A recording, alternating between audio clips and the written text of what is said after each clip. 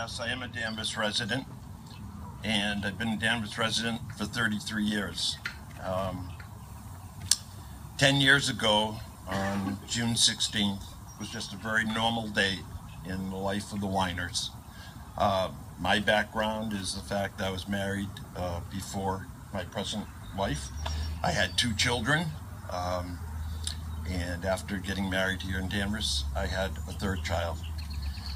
On June 16th of 2006, just like I said, a very normal day, on June 17th of 2006, I got a call from the Middleton Police Department that said my oldest daughter, who was driving through Middleton Center, had tipped her car or flipped it over in the middle of the center, and that I should come and get her, that she was arrested for DWI, alcohol, and drugs.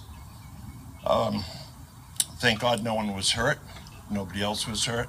And I had to find what I first didn't know. I had to get a bail bondsman. I had no knowledge of that, but the Middleton Police Department did help me quite kindly to do that. We then had to appear the next day in Salem District Court. And again, never being in a system like that, I had to go with my daughter, and there was a bit of an outbreak when the arresting officer walked in. My daughter had some choice words for him, and he saw the horror in my face, and at that time he walked over to me and he said, "You know, Mr. Weiner, your daughter's really a very good kid. She just has a problem. She's going to be okay." And I thought to myself at that point, if I could have gotten up and hugged him and kissed him, I needed the support right at that time to get through that day. But what that did is sent me into a spiral, to a world that I had no clue over. I didn't understand what it meant to be addicted to the level that my daughter was addicted to. She had aliases. She bought drugs wherever she could buy them. Oh yes, forgot to mention, she was raised in a very nice town called Andover. Andover doesn't have problems. It's a very enriched community. Well, they have a huge problem, just like every other town in this state. My daughter was also married and got divorced from an abusive relationship. And you can start to see there's a pattern here, and the pattern is one that is going down a road that's not going to be a good one. And she was on Mass Health at that time, and the tough part about that is not everybody takes Mass Health, and so we couldn't find a place to have help her. So I reached out to my own personal doctor in Winchester and said, "What do? I don't have a clue." He said, "Let me make a call." Within an hour, we got her admitted to the Winchester Hospital, where she sat in detox for 4 days. Actually, they kept her high for 4 days till we could get her to Newton Wellesley Hospital, where they did accept Mass Health. I had no clue at that time what I was entering. I didn't understand addictions. I didn't understand.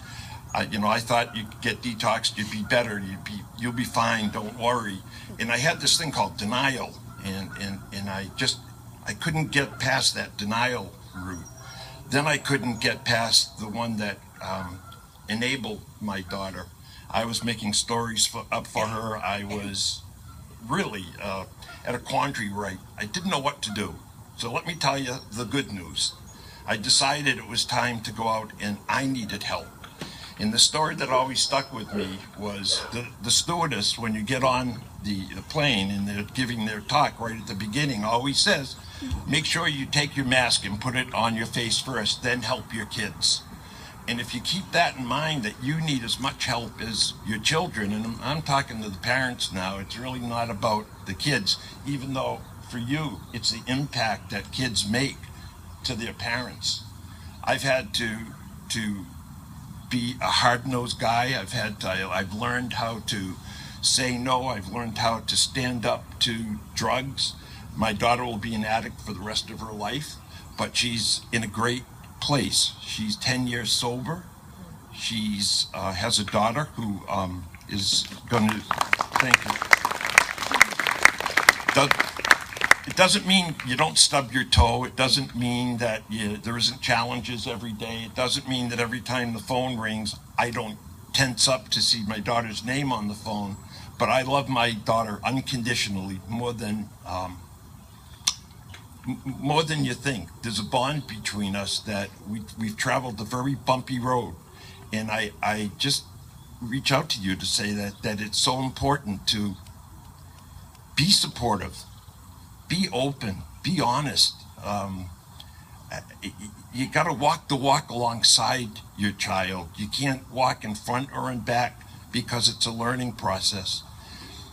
There are some people there's state representatives and the people that worked in his office that if it wasn't for our state representative, I don't know what I would have done, because I kept reaching out and I never ever took the word no. No was nothing more to me than a bigger challenge to get what I wanted from my daughter, and that was the correct help and making sure that the people that would be on her side will be people that will be lifelong mentors to her. Do not take the word no. So I'm supposed to keep it very short. I could talk on for a long time. I appreciate the opportunity to be here. There's light at the end of the tunnel. Don't ever give up. You can't give up. There are days that you feel like you're hitting a wall. Take a deep breath, take a step back, and hit it hard again the next morning. You can't give up. And if you don't take anything else away from tonight, this is our future. This is the people that I'm putting my old life into now to make sure that they're going to take care of us. Our investment will pay its dividends. So thanks very much.